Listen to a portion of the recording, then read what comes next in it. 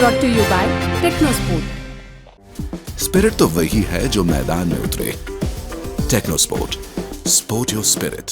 Paris Olympic से एक और मेडल आ गया है, छठा मेडल गरिमा, कुल 5वां ब्रॉन्ज है इस बार। क्या ब्रॉन्ज के लिए लड़ रहे थे हम?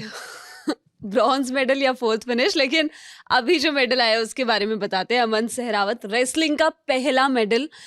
एक और मैच होगा, एक और रेसलर है, Indian women wrestler Ritika Hooda 76 KG category में वो खेलेंगी कल। लेकिन अभी अमन सहरावत ब्रॉन्ज मेडल मैच था, उम्मीदें तो थोड़ी ज़्यादा की गई थी और वो खुद से भी उम्मीद कर रहे होंगे, क्योंकि जब गए थे इकलौते एक तो मेल रेसलर थे और हार गए जापान के रेसलर के खिलाफ। वो सेमीफाइनल मैच था और वो तो बहुत ही बुरा था सूरज। उसके बाद टॉप सीड था भी तो। हाँ, मतलब क्या कह सकते हैं अब। लेकिन अभी वाला जो मैच था वो कितना स्मार्ट, पोर्टोरिको के वो जो रेसलर थे बार बार कोने में पहुंच जाए, बार बार मैच से बाहर निकल जाए। एकदम कॉर्पोरेट एम्प्लॉय की तरह उनके पास हर बात का बहाना था। जब पटके जा रहे थे तब ये दर्द हो गया, भाई 2 सेकंड का विश्राम लूंगा। खूब आराम किया उन्होंने।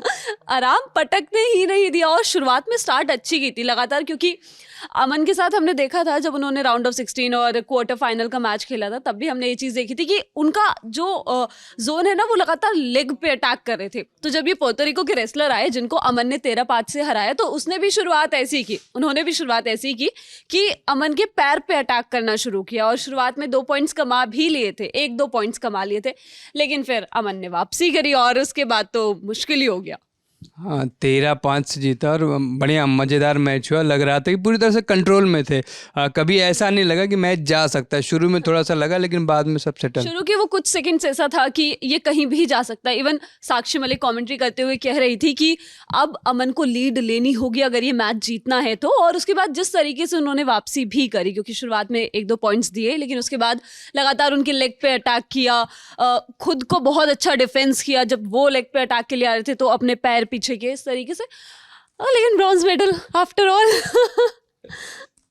फाइनली एक और ब्रॉन्ज आया और अमन सहरावत, इनकी कहानी कमाल की है। 76 साल में प्रैक्टिस करते हैं और रवि दहिया को हरा के आए हैं। रवि दहिया जो पिछली बार सिल्वर जीते थे, उन्हीं को आदर्श मानते हैं। ये चीज़ देखी थी कि जब ये मैच जीत लिया ना अमन ने, तो ऐसे मुस्कान नहीं थी बहुत ज़्यादा चेहरे पे, जो हमने कल नीरज के साथ भी देखा था। जब नीरज तो इवन मैच के बाद ही जब वो 2 फाउल हो गए थे, तीसरे और चौथे, तो उनका मुंह बन गया था कि अब उनको पता चल गया था कि, क्योंकि बाद में बताया भी इंजरी वगैरह। लेकिन इन सब चीज़ों से अलग, जब रवि दहिया ने सिल्वर मेडल जीता था टोक्यो ओलंपिक्स में, गोल्ड का दावेदार माने जा रहे थे वो, और जब आया तो जो फोटोज भी आई थी उसमें, हाँ ठीक है, हाँ नहीं था, मतलब उनको होगा कि क्योंकि दोनों सेम कैटेगरीज के हैं ना, दोनों एक ही वेट कैटेगरी में लड़ते हैं और रवि दहिया को ही हरा के इन्होंने जो है ओलंपिक क्वालिफायर में अपनी जगह बनाई थी और उसके बाद फिर दोबारा इवेंट खेला और ओलंपिक कोटा बुक किया। उसके बाद पेरिस ओलंपिक्स में आए। बहुत एक्सपेक्ट तो ऑफ कोर्स किया गया था। और सुशील कुमार वाला भी तो किस्सा है ना, जब क्वालिफायर में गए थे तब क्योंकि कोई मेल रेसलर कोटा नहीं लेके आ पाया था, तो लगातार फिर उनकी बात हुई थी सुशील कुमार से। उन्होंने समझाया था कि भाई तू अपना खेल। और सुशील कुमार तो of course one of the great रहे हैं वो रेसलिंग के। हाँ बिल्कुल, 2 ओलंपिक मेडल्स हैं उनके नाम और कमाल की कुश्ती लड़ते थे। और अब अमन सहरावत का नाम भी भाई साहब आ गया है, रवि दहिया के साथ, बजरंग पुनिया के साथ और योगेश्वर दत्त, तमाम सारे लोग जो रेसलर्स हैं इंडिया के लिए जो मेडल्स लेकर आए ओलंपिक से। 13-5 से डेरियन क्रूज को हराया, पोर्टोरिको के रेसलर थे और काफ़ी सारे बहाने बनाए, तमाम तरह की कोशिशें की, बार-बार मैच से बाहर गए, मैच से बाहर जा रहे थे, एक बार लेग पे अटैक करे, पूरा कोशिश कर रहे थे क्योंकि लगातार अमन की पिन कर दे, मैच खत्म कर दे।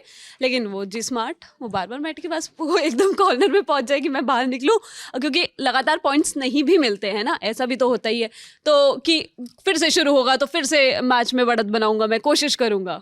हाँ, अमन का मतलब कुश्ती, खेलते तो कुश्ती है लेकिन इनका तरीका जो है वो वीरेंद्र सहवाग वाला है, क्योंकि टेक्निकल सुपीरियरिटी से जीते, टेक्निकल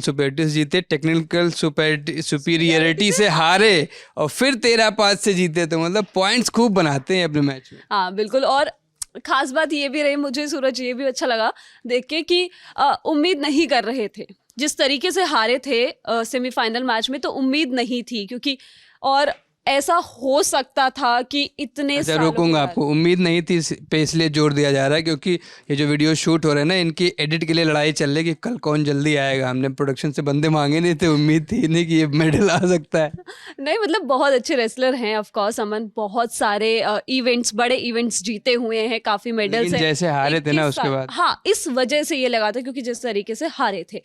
लेकिन वही बात, मैं वापस उस पे आऊंगी कि ऐसा लगा था एक टाइम पे कि शायद इंडियन रेसलर्स इस बार खाली हाथ लौटेंगे। ऐसा कभी हुआ नहीं है कि इंडियन रेसलर्स, क्योंकि हम 2008 से लगातार मेडल्स लेके आ रहे हैं ना। 2008 में सुशील कुमार लेके आए थे, 2012 में भी उनके नाम था, 16 में साक्षी मलिक, उसके बाद 2020 में लेके आए थे रवि दहिया, उनके पास सिल्वर मेडल था। बजरंग पुनिया से बहुत ज़्यादा एक्सपेक्ट किया गया था उस टाइम पे, लेकिन जब वो ब्रॉन्ज मेडल जीते थे तो बहुत दुख हुआ था कि ये शायद बड़ा मेडल डिजर्व करते थे और उस तरीके के रेसलर थे। और उसके बाद 2024 ज़्यादा रेसलर्स क्वालिफाई भी नहीं कर पाए, मेल रेसलर स्पेशली, क्योंकि अमन सहरावत इकलौते रेसलर थे, वो गए थे और मेडल के साथ लौट रहे, तो इसकी खुशी है।